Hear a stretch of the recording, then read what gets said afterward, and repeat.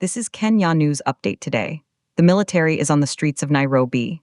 Not for a coup, not for a parade, but to rescue people from their own homes. This is the shocking reality in Kenya's capital right now. Coming up, you'll see the submerged highways, meet the stranded families, and discover why this flood crisis just escalated to a national security operation. The Kenya Defense Forces have been deployed. This is Act 1, the hook.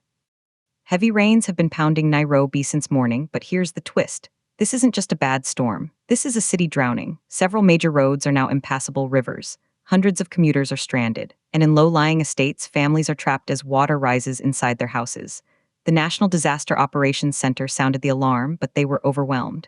So the government made a drastic call. They mobilized the military. Meet the people on the front line. Not soldiers heading to a border, but soldiers wading through chest-high water to pull a grandmother to safety.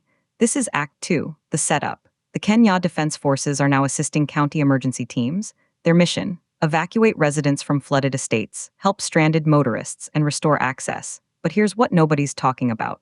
The Kenya Meteorological Department has issued a chilling warning. The heavy rains are expected to continue until Monday. That means this crisis isn't over. It's getting worse. Fears are mounting of further flooding not just in Nairobi, but in neighboring counties like Kiambu and Kajiado. The clock is ticking. And then something shocking happened. In sections along major highways, the drainage systems were completely overwhelmed. We're talking about critical infrastructure failing. Vehicles were stalling and being swept away in rising waters.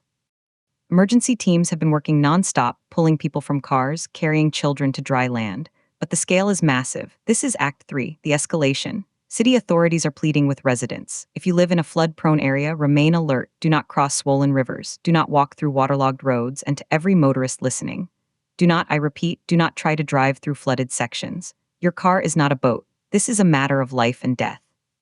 The military deployment signals how serious this is. When civilian disaster response hits its limit, the army steps in. This is Kenya in March 2026. A nation where the weather can trigger a military rescue operation in the heart of the capital. Some see this as a swift, necessary response.